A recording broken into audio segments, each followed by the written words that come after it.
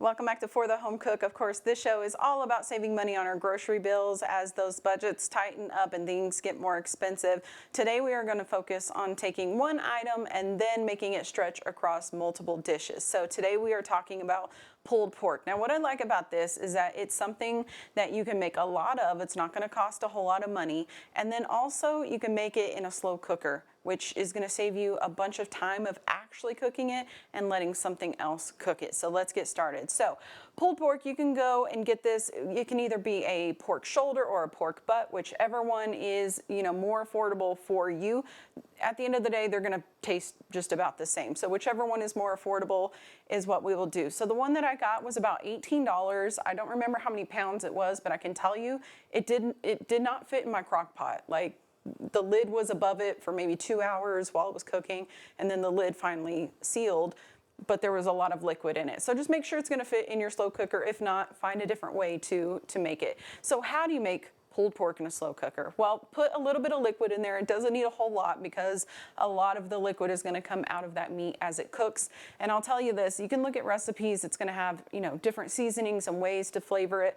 I've done pulled pork many times. Every single time, it doesn't matter how much seasoning I put, it tastes the same. So what I will tell you is that don't worry about your seasonings. Once it's cooked, once everything is shredded, then you can season it based on the different dishes that you're gonna make. So let's start on my left, your right.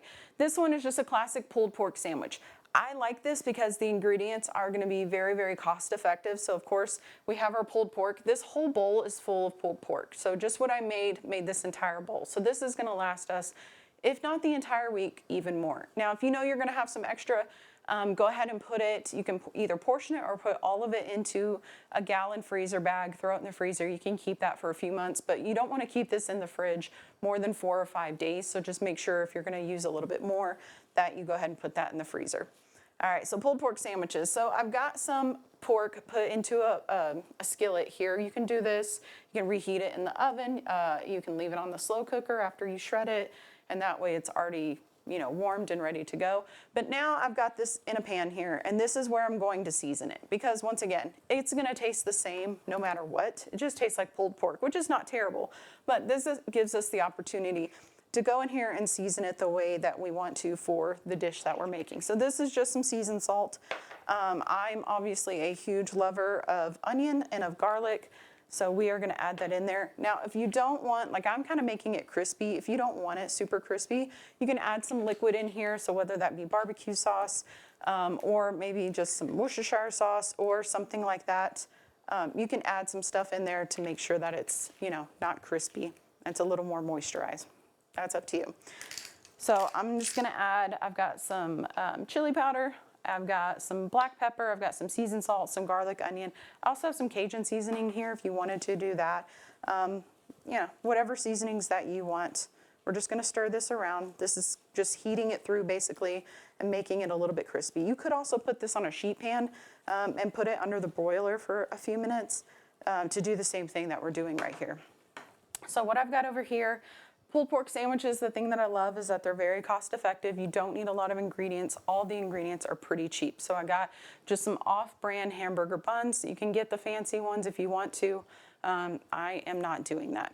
So now we're gonna add our topping. So you can put barbecue sauce in this pan. I'm gonna reuse this pan here in a sec, so I'm not gonna do that with this, but you can put your barbecue sauce in that pan and cook it in the barbecue sauce and heat everything up. If not, then we are just going to, you can do this however you want. You could put this on the bottom or on the top. You could toast these buns if you wanted to before you put stuff on there, but yeah, we're not gonna do that. All right, so I'm gonna put some of the pulled pork on there. And you could shred this not as much if you wanted it to stay. I know most of this is going to fall off, and that's perfectly fine. See if you get some good chips and then this all falls on the chips, boom, you're halfway to nachos.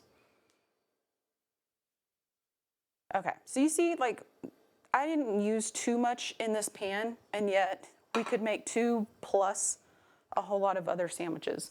So from here, I've got some just white onion, just sliced. You can add whatever you want at this point.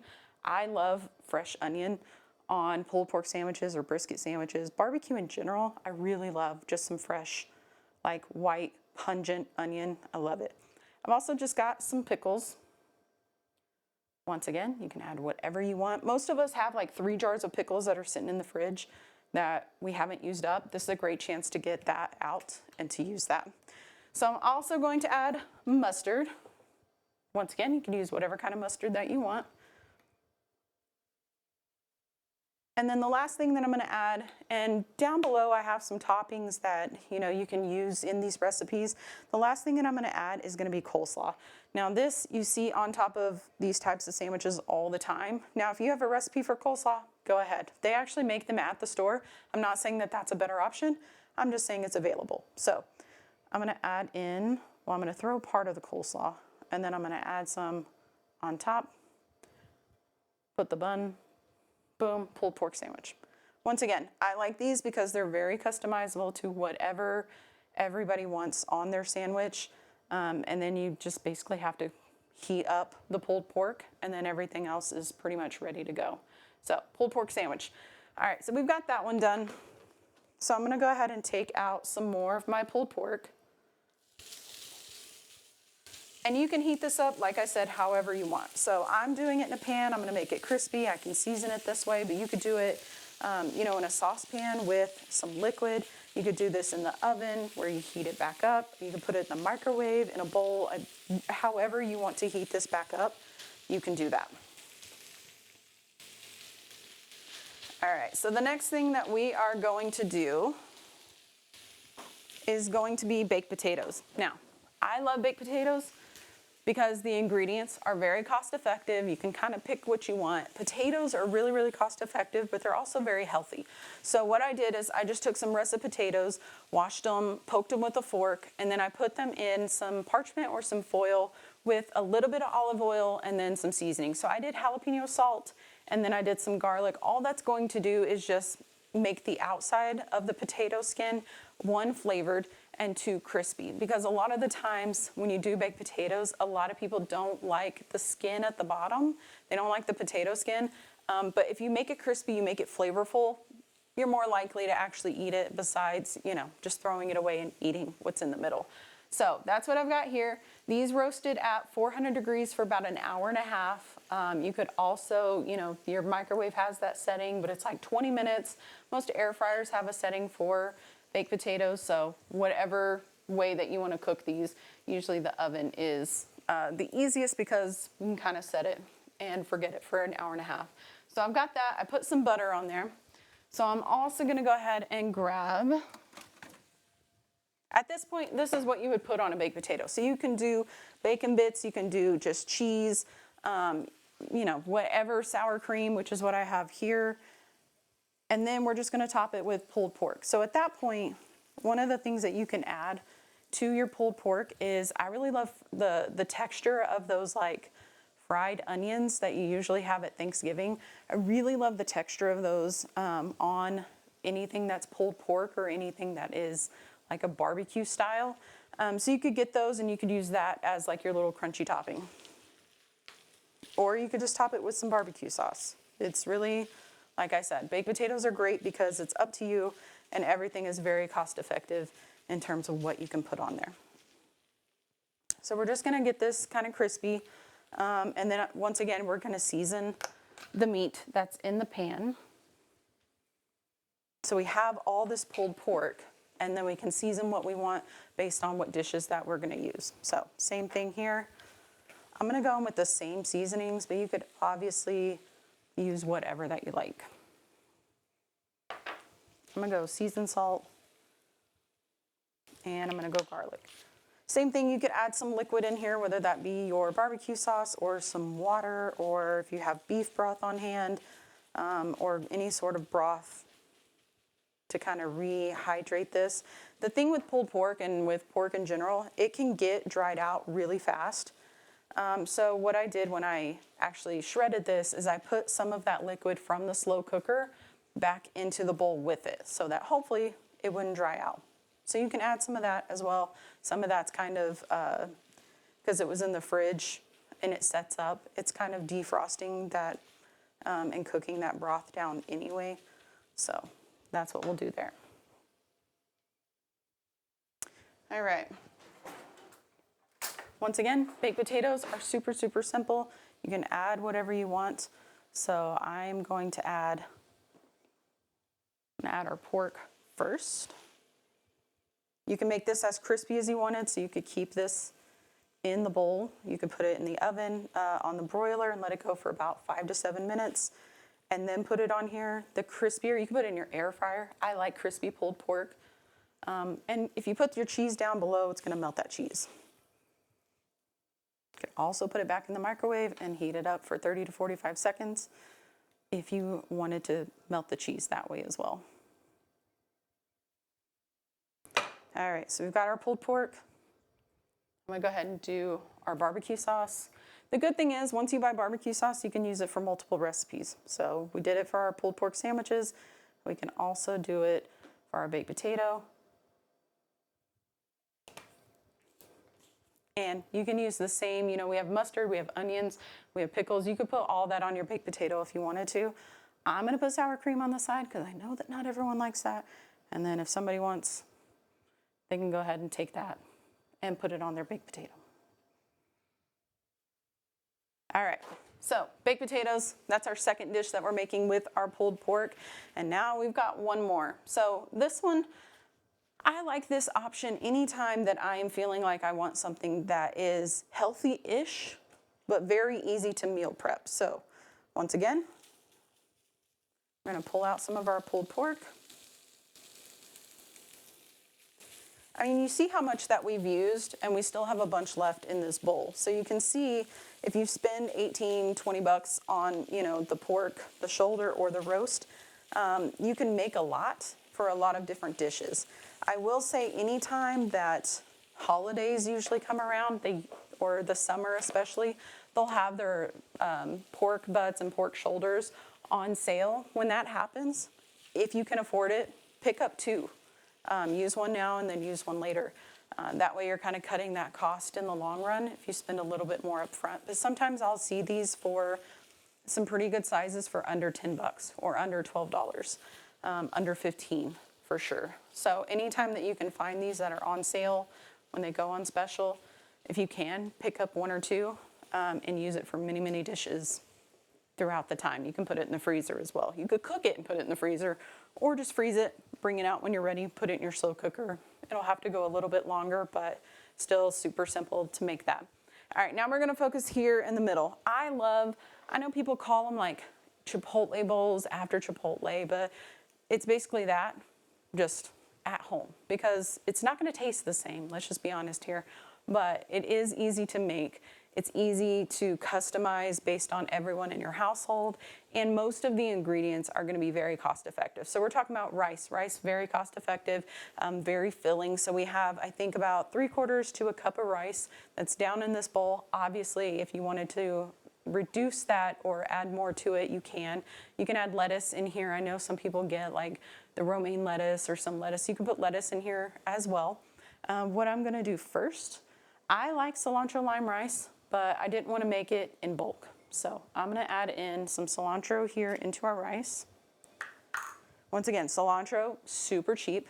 I am also going to squeeze in some lime. Once again, limes are cheap.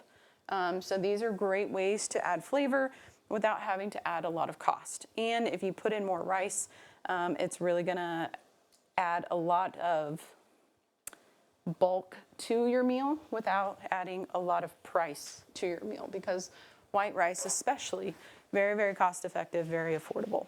All right, so from here, we basically just went down, I literally just went on that place's menu and looked at everything that I would normally put into a bowl or a burrito, and then just made that same thing. So usually at home, I will have onions and bell peppers.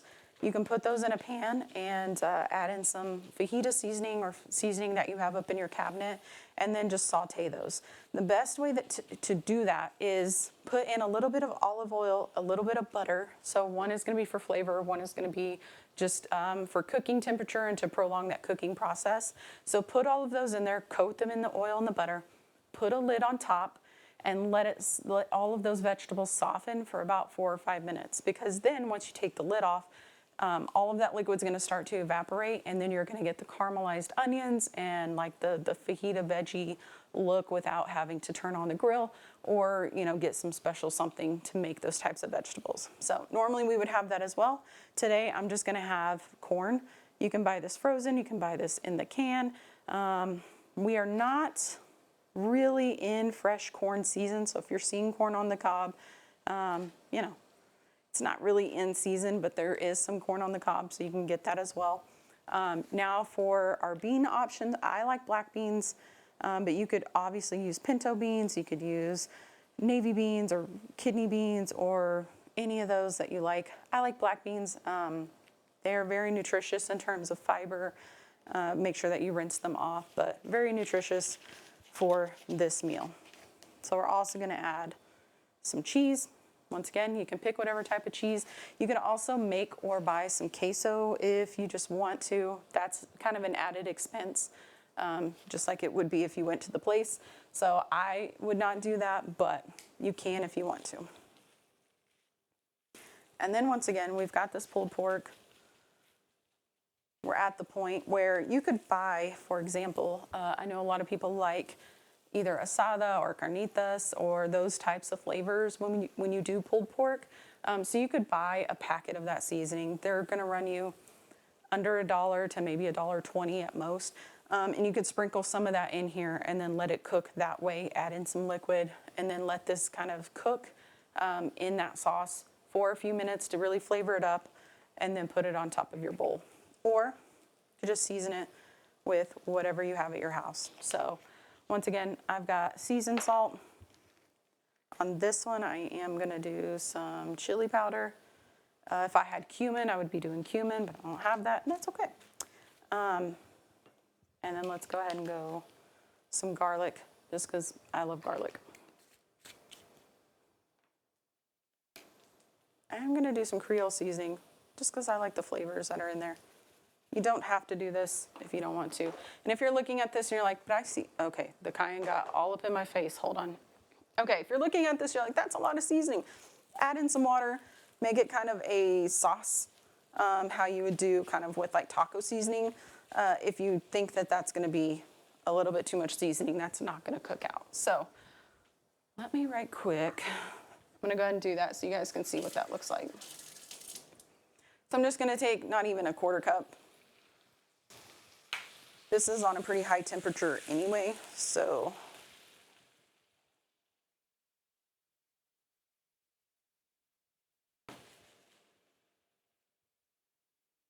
now we're going to be able to cook that in a sauce. Once again, if you have broth, any sort of broth of any kind, you can use that as well.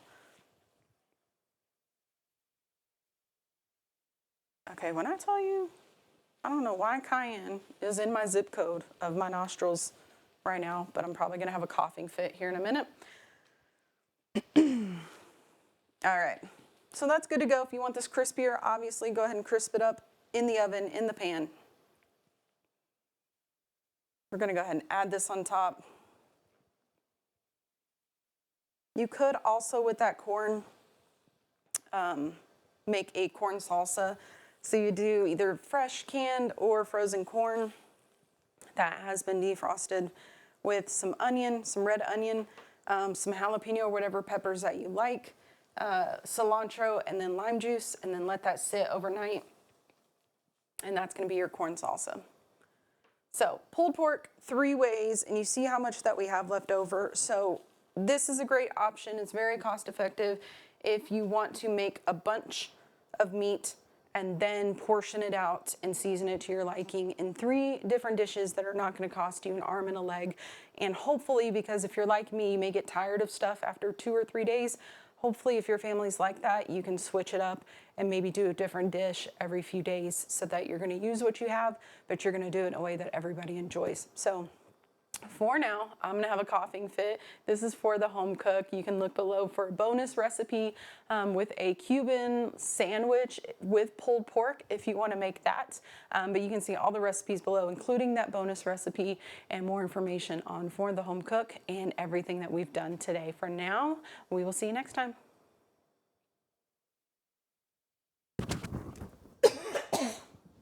I'm fine.